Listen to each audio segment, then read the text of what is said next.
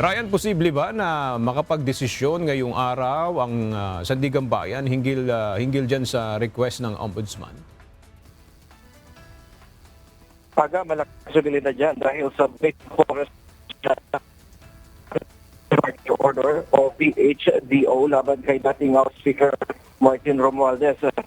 Presenta ng mga testigo sa ang Ombudsman sa Sandigang Bayan upang ipakita ang kanilang hinihaing PHDO laban sa dating Speaker.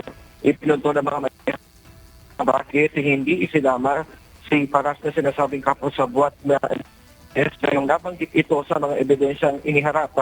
Ayon sa isa sa mga prosecutor, inuna nila ng isa ilalim sa PHDO si Romualdez dahil may indikasyon na maaari itong lumabas ng bansa.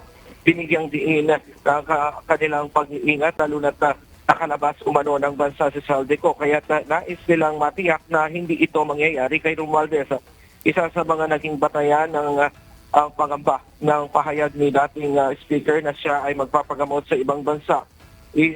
Inaasahang anumang oras o araw ay maglalabas na ng resolusyon ang Sandigang Bayan, lalo na itinuturing itong urgent na ang inihaing PHDO. Diyan mo nang litera dito sa Sandigang Bayan. Balik sa'yo. Maraming salamat, Ryan Lacanlale.